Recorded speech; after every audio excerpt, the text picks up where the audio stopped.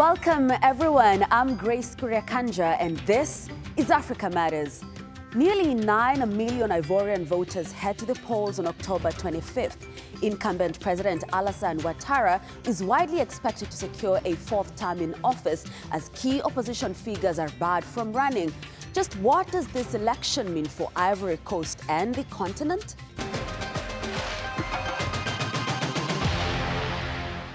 Ivory Coast has one of Africa's strongest economies and is the world's largest cocoa producer. More than 24 million people, or 3/4 of the Ivorian population, are under the age of 35. Registered voters will be deciding whether to extend the rule of their 83-year-old President Ouattara that began in 2011. Here's what one of them had to say about the election. For this election, the youth hope that the elections will take place peacefully and that everyone is free to speak their mind, because Ivory Coast belongs to all of us. Now, President Ouattara says he's seeking re-election out of duty because he wants to deal with the unprecedented security, economic and monetary challenges. Despite a 6% economic growth last year, government data shows that nearly 1 out of 4 people are poor. The country also owes the International Monetary Fund about $4.2 billion, ranking 6th out of 10 countries globally with huge outstanding debt. It's also dealing with rising security threats from armed groups along its northern borders with Mali and Burkina Faso. Key opposition figures have been disqualified from running, including former Credit Suisse CEO Tidjane Thiam. He was barred by a local court, claiming he had French nationality, which is not allowed for presidential candidates, while former President Laurent Gbagbo was excluded over a criminal conviction. Dozens of people are serving 3-year jail terms and hundreds have been arrested for protesting against the decision. I am against everything that is happening. It is a flagrant injustice. We must stand up. Rejecting candidates from the main political parties and then wanting to serve a fourth term is unacceptable. We are here to oppose it. So who are the challengers that have been cleared to run against Ouattara and what are they promising?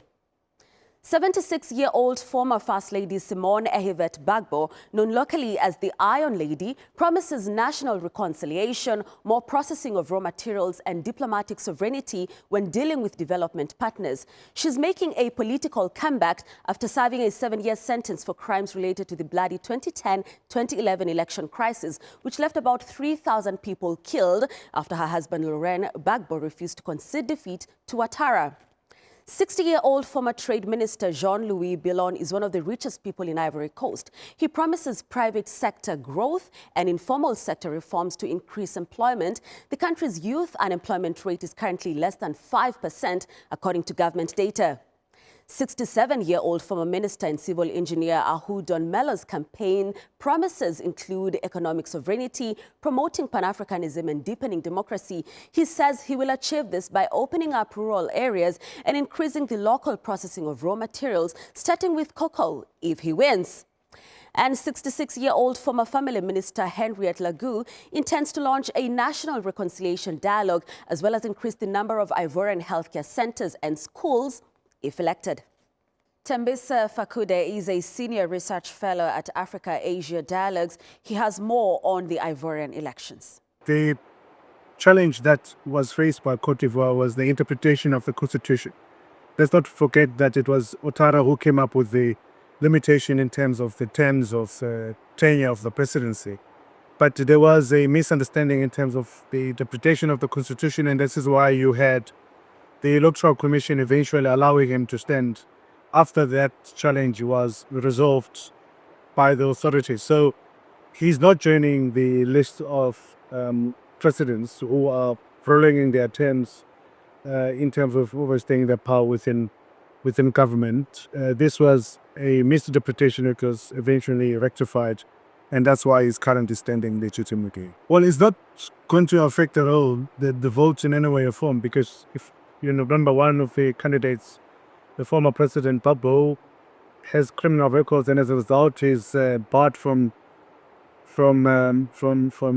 participating in the presidential elections. And we have another candidate who's also having dual citizenship, and the constitution of the Cote d'Ivoire prevents those that have foreign citizenship to participate or enter into a contest for the presidential election. Well, overall, Cote d'Ivoire is doing very well. They've been having positive economic growth since President Ouattara took over, and that's one thing that we have to celebrate as Africans. And importantly, the unemployment rate continues to reduce.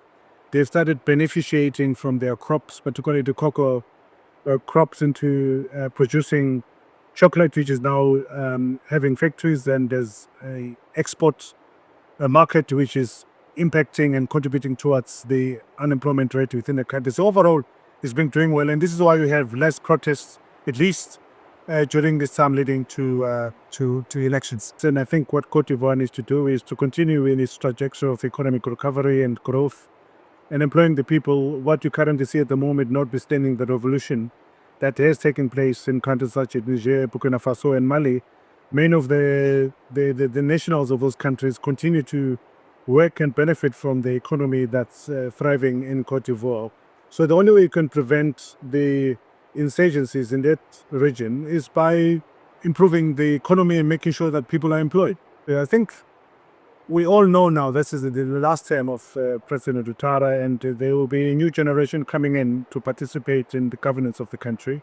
But at the moment, you don't see real tensions. As I said, tension is caused by and large not by the tenure nor the number of terms that the presidency or presidents in the region have occupied, or in other African countries for that matter. It's because of the economic downturn, lack of growth, economic growth, and lack of employment. And the young people need opportunities, particularly employment opportunities, for them to thrive. So as long as that is addressed, I think you're likely to see political stability and peace in the region. And staying with the election theme, Tanzania is also set to hold a general election on October 29th. Incumbent President Samia Suluhu Hassan will be running for her first presidential election. That's because she took over after the death of her predecessor, John Magufuli, in 2021. But human rights groups accuse her government of human rights violations and barring major opposition parties from participating. Priyanka Navani tells us more. For Tanzania's ruling party, there's a lot to celebrate. Chama cha Mapinduzi has been in power since the country's independence in 1961, and it has dominated elections ever since. President Samia Suluhu Hassan says she's ready for a second and final 5-year term. I come again to seek your votes due to two main reasons. First, we did well in the last term, and we succeeded in fulfilling our party's manifesto. Secondly, at CCM, we believe and trust our capability to lead our country for another term. Even though 17 candidates and their parties are officially running for the top job, Hassan isn't the favorite based solely on popularity. Opposition Chadema leader Tundu Lissu is on trial for treason after he was arrested in April for calling for electoral reforms. Human rights groups and opposition figures accuse her government of state-sanctioned abductions of opposition politicians, cracking down on dissent and peaceful assembly. Police officers are tear-gassing us in our offices. You have also seen how people are now crying because of police officers lodging tear gas canisters into our offices. Some experts predict low voter turnout as a result of the political landscape and the apathy it's caused among young voters in particular. We are very concerned about the shrinking democratic space in the East African region. We have seen that in Uganda, we have seen it here in Tanzania, and even in Kenya. Some people say there are plenty of reasons for Tanzanians to cast their ballots. Young people are struggling to get jobs despite being better educated. And even though public services have improved, those improvements have largely been in urban areas. Voters will have to decide whether this election will bring about any meaningful change. Priyanka Navani, Africa Matters. Still to come here on Africa Matters. I am Moses Havyarimana in Bujumbura, and I'll be reporting on how youth entrepreneurship is driving down the number of young people who are out of work.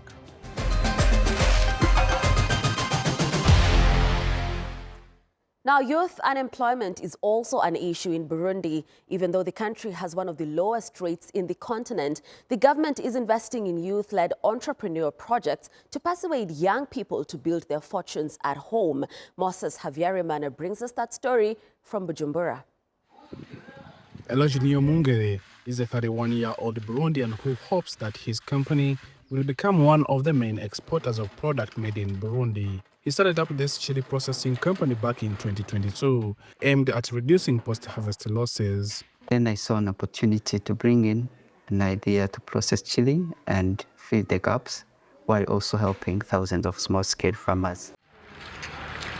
More than 80% of Burundi population work in agriculture, according to the World Bank. Here in Gitega, Burundi's capital, young people are designing and making machines for both farming and industrial use. The project is funded by the government, which has an ambitious plan to become an emerging country by 2040 and a developed one by 2060. The government says it's invested nearly $18 million in about 4,000 youth projects in 2021, creating 100,000 jobs. They are hoping training and private sector partnerships can provide more opportunities. We also plan to establish a training school focused on jobs of the future. The challenge we face in Burundi, and I believe this applies to many other African countries as well, is that we continue to train today's youth for yesterday's jobs, while the real opportunities lie in the jobs of the future, for which our universities currently offer no training. Olukom says young people also need to play their part and become more autonomous. Young Burundians currently they are in a situation of procrastinating because they don't know where to go. Now, these days, they go to Dubai, and in the past few years, many moved to Serbia. The World Bank says Burundi's economy expanded by 3.9% in 2024, up from 2.7% in 2023, driven by higher government spending, even though the country has a low unemployment rate of less than 1%. This spot in Bujumbura is notorious for black market goods, but it's also where unemployed youth hang out in hope of getting work. The World Bank says Burundi's poverty rate last year was almost 75%. There are not enough jobs in Burundi. Now, those who went to school and those who have never gone are almost facing the same situation. While some young people here still want to live in search for better opportunities, the government is hoping their entrepreneurship will help unlock a more prosperous future at home. Moses Havyarimana, Africa Matters, Bujumbura. Well, staying at home may be an option, but it can be challenging. A recent survey done in Kenya shows that climate or eco-anxiety, which is a mental health condition that is fueled by the climate crisis, is leading women to have suicidal thoughts. Matilda Moto Atlaha brings us that story. For decades, Elizabeth Kadenge, a resident of Kenya's coastal town Kilifi, has invested all her resources in farming. But due to the climate change, harvests have become unpredictable.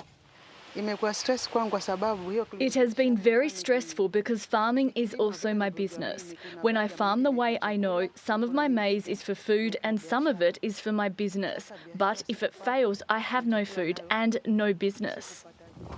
She's tried other ways to survive, like cassava farming, but it hasn't solved the crisis.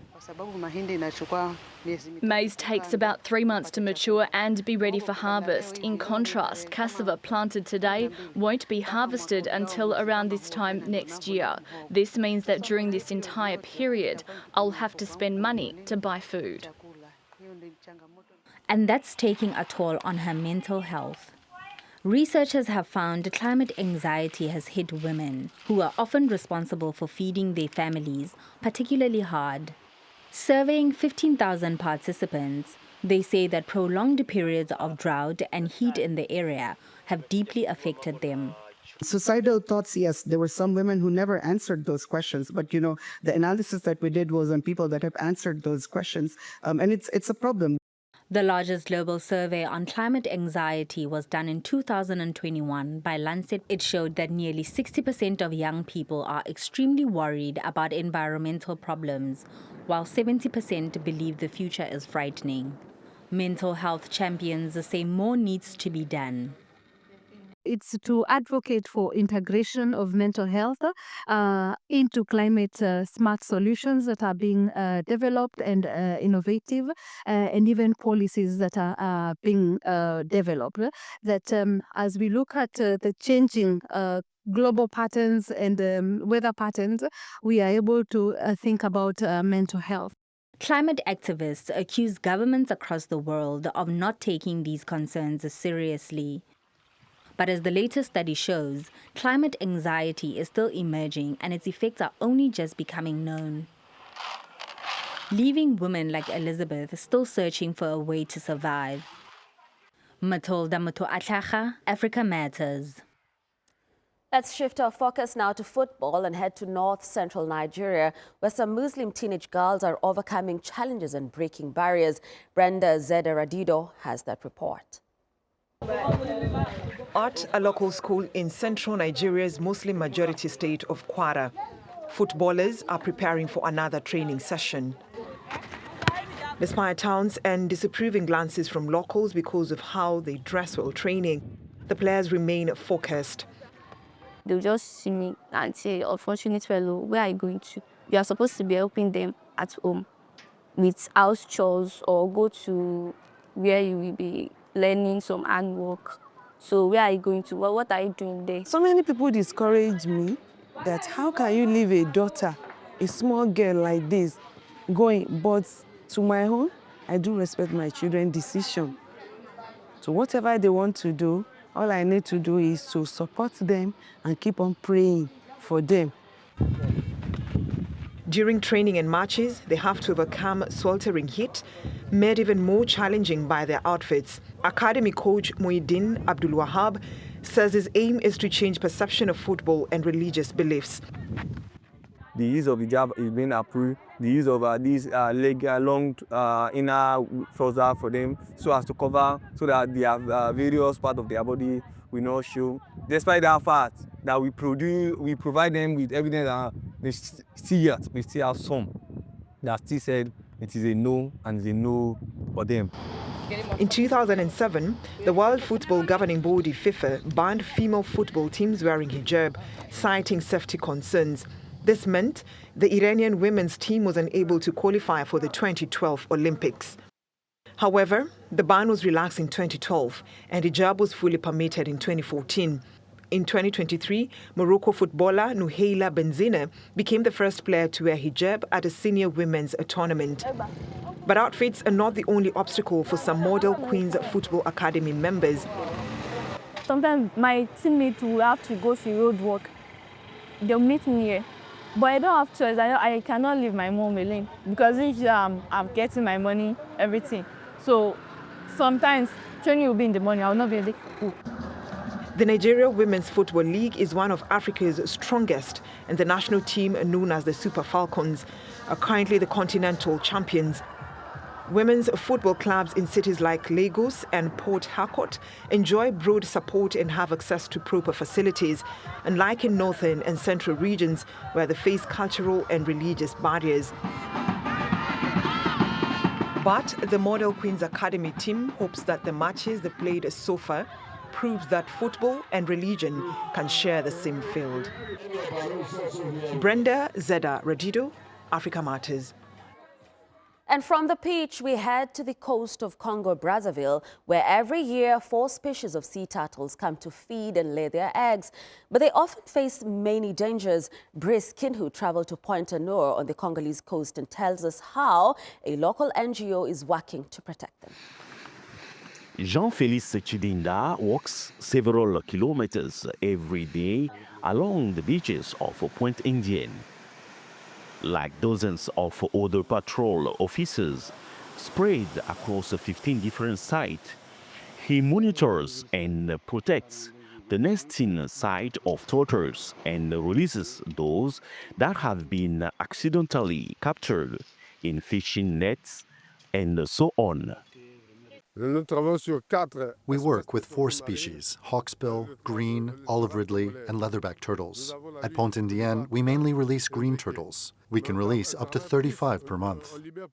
In the past, these accidental catches often ended up on the plates of the local residents, who liked to eat turtle meat and eggs. But for more than 20 years, the local NGO Renatura Congo has been working to change attitudes. Sea turtles come and lay the eggs every year on the beaches in Congo. But between poaching, stray dogs, and the fishing nets, their survival remains fragile. But Renatura's mission does not stop there. The organization regularly trains its agents in awareness raising, data collection, and the fight against poaching. We felt it was important to train our agents periodically to give them the tools they need to deal with problems such as poaching and to raise awareness among the population about the preservation of sea turtles. From time to time, the NGO organizes plastics waste collection on the beaches, as once in the sea, these wastes can be mistaken for food by fish and turtles. I would ask fishermen to make a habit of cleaning the beaches at least once a week, as this is their workplace. It would be a good start if they could do this, without necessarily waiting for an NGO to get involved. Clean beaches, informed fishermen, and protected turtles. This is the challenge that Renatura Congo has been tackling. Thanks to this alliance between science, community, and the love of nature, the Congolese coastline remains a refuge for these gentle wanderers of the oceans.